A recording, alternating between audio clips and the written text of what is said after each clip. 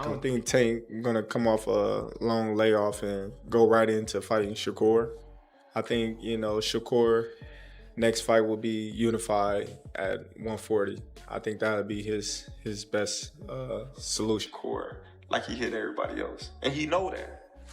He knows that. That's why he's like, he's boring. He's this. He's that. He's trying to diminish everything that Shakur have done, so it's not marketable. No, when people, what I got from that is he's a hater. If you don't know me as a person, let's say you don't like me, like you don't know me, like you feel me, and I don't give a fuck. Him. If everybody including Will, I mean, Will, fuck. Same question for you. You're a proud father. Terence Crawford went off at 0:53, calling Gervonta Davis out for avoiding Shakur Stevenson, criticized Tank Davis for being arrogant and seeking the spotlight, but still acknowledged his skills, power, and overall boxing ability at 102. I just really don't like that dude. Why though? Cause I just don't like him. Like I really don't like him. I don't like. Just not your cup of tea. That's just not your. I don't like nothing about him. I don't like nothing about him. I just feel like he just one of these little arrogant little dudes that's using what he got to shield him. Like he got a lot of security guards around him, and he know, he's in the limelight and stuff like that. But in certain situations, he wouldn't be acting like that. Do you like him as a fighter though? Yeah, he's a damn good fighter. Yeah. I respect him as a fighter. Yeah. He definitely got skills. He got power. He got tremendous boxing ability. But like his core personality and his ways. At 202, Terence Crawford explained he chose Shakur Stevenson over Gervonta Davis, emphasizing that his decision was purely based on boxing ability, and while he recognized Tank's talent and skills, he noted that Shakur is a completely different type of fighter. Brother, you know what I'm saying? Shakur, that's the fight. Everybody want to see that. That's the 50-50, I think, you know what I'm saying? I've been saying 50-50. I told both of them that. That's a toss-up to me. No bias. Don't just say that because it's your man. Who you got winning that? I got Shakur. Are you saying that because that's your man and you don't like Tank? No. Hey, like I said, I respect Tank. Like, boxing, he's one of the ones. Yeah. We're gonna take his personality and personal things out of it. But boxing, he's definitely talented. Yeah. You know what I mean? And he's definitely got that it. And he's definitely respected in boxing. But Shakur is a different fighter. Terence Crawford said Shakur Stevenson is a unique fighter. Some may see him as boring or question his power, but Tank won't be able to hit him like he does with others. And Crawford added that Tank downplays Shakur's achievements, making it more about marketing than reality. Shakur is different. People may call him boring. People may say he can't punch. But they said the same thing about Floyd. Because they defensive fighters. Yeah. Tank is not going to be able to hit Shakur like he hit everybody else. And he know that. He knows that. That's why he's like, he's boring. He's this, he's that. He's trying to diminish everything that Shakur have done, so it's not marketable. Terence Crawford acknowledged that Tank Davis is outstanding in the ring, respecting his skills, power, and intelligence, but said he would choose Shakur Stevenson because Tank won't be able to land his usual big shots against Shakur's tight defense. Tank is great for what he do, and I respect Tank in the ring and his skills and his power and his attribute and he's smart. Yeah. He's definitely smart. He can box his off. And I'm not saying I would pick Shakur just because our differences. I'm telling you as a fighter. Yeah. I will pick Shakur because I don't believe Tank will be able to land those big shots on Shakur like he does everybody else. Right. Shakur defense is just too tough. Terence Crawford is also helping Shakur Stevenson in training camp, preparing him for a possible showdown against Gervonta Davis. Come on. Terence talking, I try not to talk back. I try to just listen. Straight, boom, straight shot. Like right here, boom, there you go. But you got to make sure you step. Bam. That's when the motherfucker trying to run out. When the motherfucker trying to run, Terence Crawford praised Shakur Stevenson's dedication and work ethic, highlighting his skill and mindset and saying he's destined for greatness. Even if I don't feel the same way that he's feeling at the moment, it don't matter. I still want to hear him out and try to understand what he's saying. If you here, what do you think he can throw? Because you out the way of the Keshawn Davis praised Shakur Stevenson's high boxing IQ and relentless work ethic, saying these traits give him an edge over nearly every opponent. Sponge.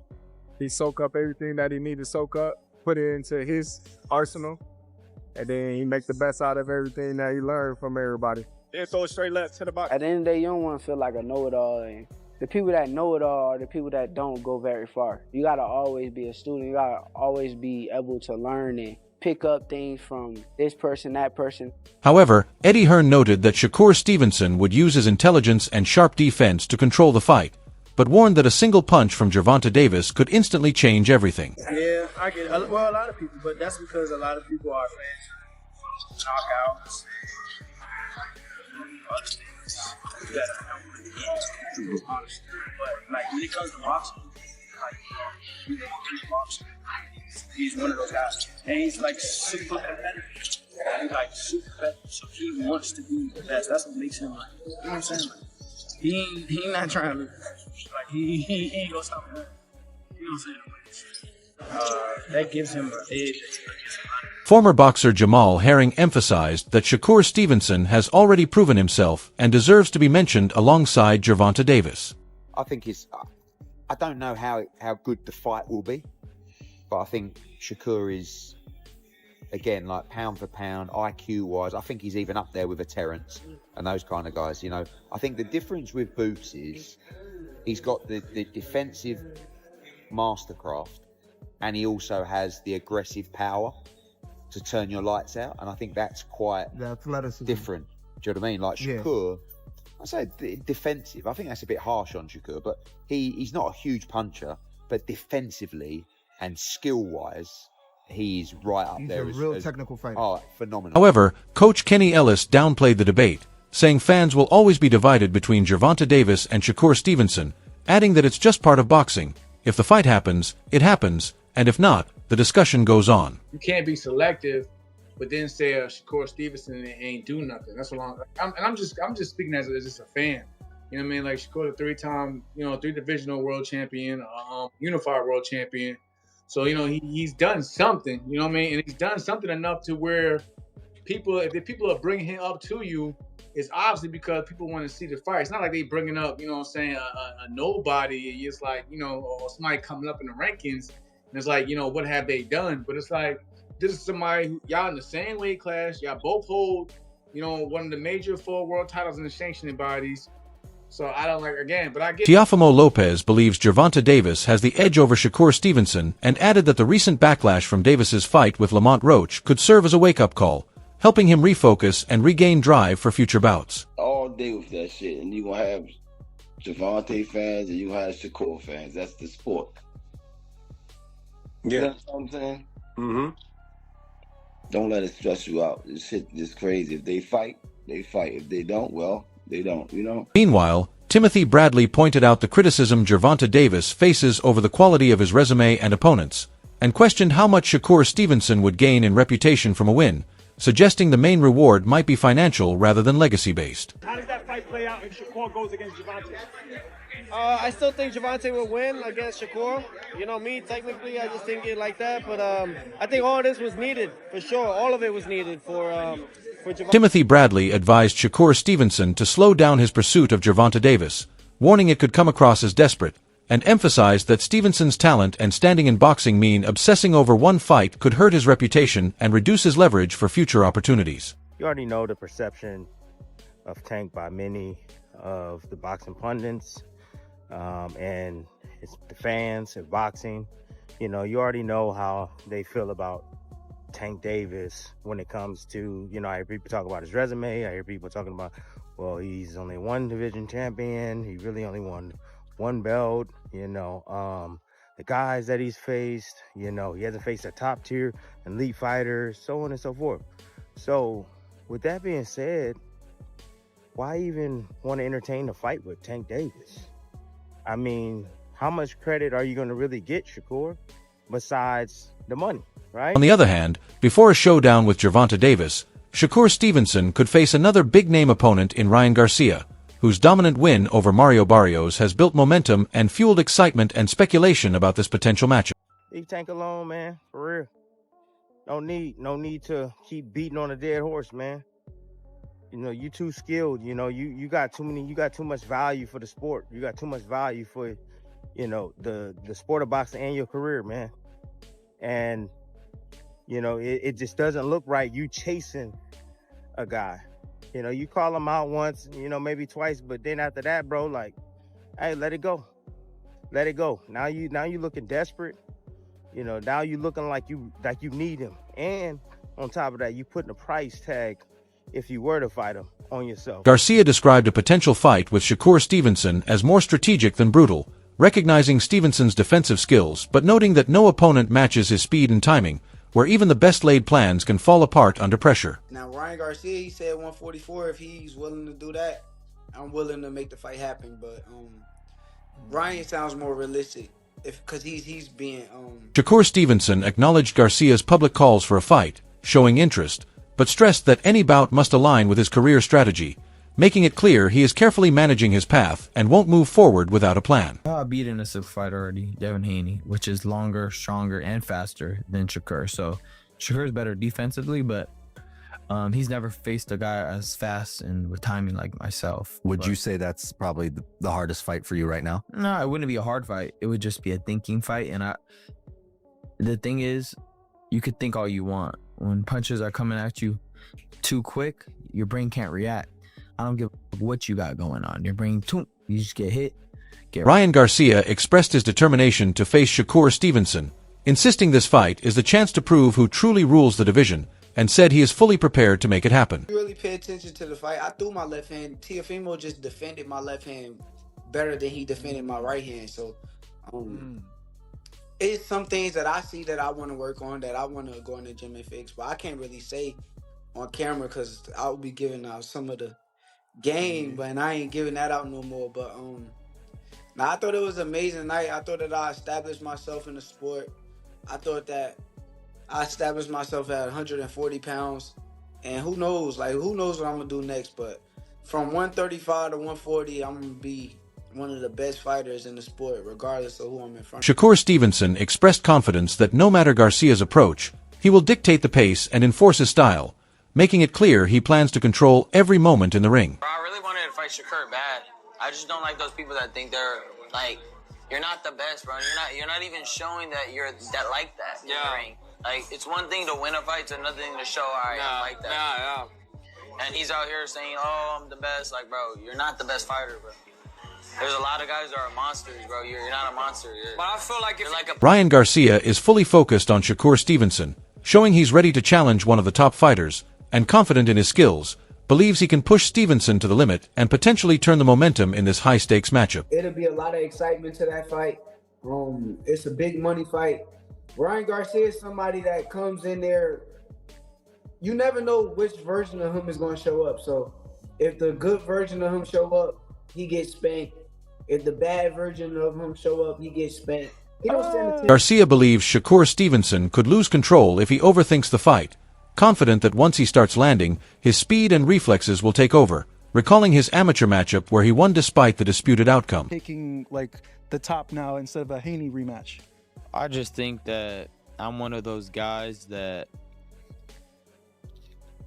I will just beat him, and I just think that everybody thinks he's just some savant in the ring, and I'm just here to take that away. That's pretty much what it is. They thought Devin Haney was the same way. He's unbeatable. That's what Eddie Hearn said, right? And then when I beat his ass. Same thing with Shakur. I know people are saying he's pound for pound, this and that, but I don't see it. He gonna have to prove it. I beat him in the amateurs. I'll beat him again, and I will hurt him. You don't understand me? Like, I will humble him in ways that he's never been humbled before. And that's it. Point blank period. I want to fight him. That's it. Shakur Stevenson responded by emphasizing that despite his opponent's skills, he competes at a higher level, highlighting his superior defense and ability to face opponents head-on while staying well protected. And the thing is, with Shakur, they're going to be all thinking he's going to spank me, blah, blah, blah, all this. And when I get in there and I start hitting him, it's gonna be a whole, because I'm not one of those fighters that don't have a quick eye. He knows that my eye is quick. He like, I have that same eye twitch that Shakur has, I do. He knows it. We fought in the amateurs. I beat you. Don't even play around. You know I did. They robbed me. Joe Rogan shared his excitement for a potential Garcia versus Stevenson matchup, noting that while Garcia was fast and impressive in his last fight, facing Stevenson would be a completely new challenge, highlighting Shakur's unique skills and calling him a different animal, making the fight highly intriguing. But Ryan Garcia got to understand one thing that's very important. I'm not Devin Haney. I'm not Devin Haney. How are you different than Devin Haney? With all due respect to Devin Haney, he got his game, but my game is at a higher level. My defense is way better. I could stand there in front of guys and defend myself. Meanwhile, Terence Crawford praised Garcia's skill and impressive boxing, but noted that facing Shakur Stevenson would be a new challenge, highlighting that Stevenson stands out from previous opponents like Barrios with a sharp jab, excellent head movement, solid defense, precise footwork, and strong distance control, and warned that any lapse from Garcia could allow Stevenson to counter consistently, making the fight potentially less close than some expect. I'm fascinated because now they're talking about him and Ryan Garcia. I am fascinated to watch that fight because Shakur's a different animal. Ryan looked amazing in that fight. I mean, he looked amazing. I mean, he looked so fast, and it was a beautiful fight to watch. But that's an interesting fight. I like that fight. Shakur and him, I like that fight a lot. Because Shakur's just a different animal.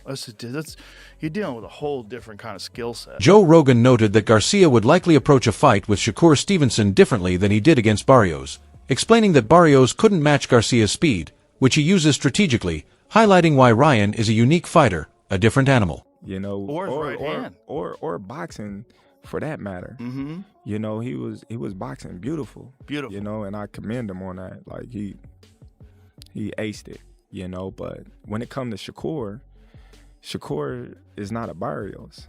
Right. You know, Shakur got a jab. Shakur got a head movement. Shakur got defense. Shakur knows range. Shakur have good legs. So